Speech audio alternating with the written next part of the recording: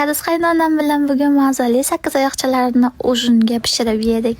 Sakkizoyoqchalarni salat barigiga solib yesa juda ham mazali bo'ladi. O'zini guruch bilan yesa ham mazali. Oyoqchalarni qaranglar, juda ham mazali. Qaynonam ovqat qilishni unchalik bilishmaydi, shuning uchun yarim tayyor mahsulotlarni sotib olamiz. Bu sakkizoyoqchalarni ham tayyor souslar bilan birga sotib oldik. Faqat ozgina qovurib pishirsa bo'ldi. Juda ham mazali chiqadi. Agar meni Koreyadan kuzatayotgan bo'lsangiz, bunaqa shirin sakkizoyoqchalarni qayerdan zakaz qilganimizni ko'rsataman. Siz ham albatta olib pishirib ko'ring, faqat qovursangiz bo'ldi, juda ham mazali chiqadi. Souslari, qolgan hamma narsalari ichida tayyor bo'ladi.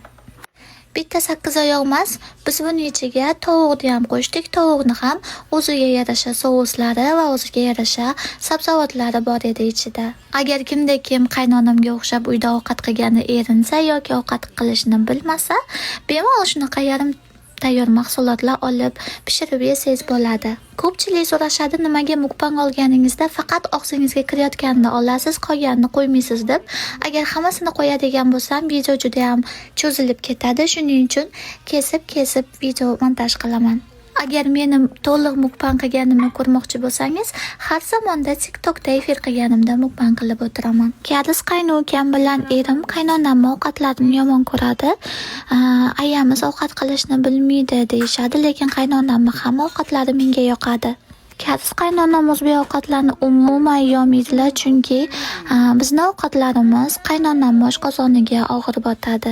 Bu yog'i esa mukbang. 이모가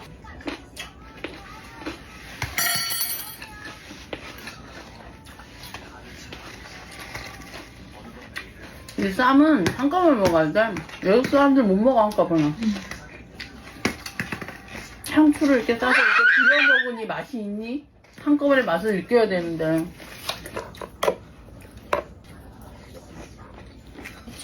근데 괜찮아.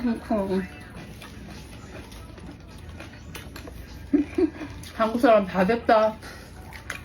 깻잎이랑 상추랑 같이 먹는 스킬은 맛있어요. 같이 먹으면 맛있어요. 원래 이렇게 먹는 거야. 우리 이모랑 나 밥 먹을 때 막 엄청 막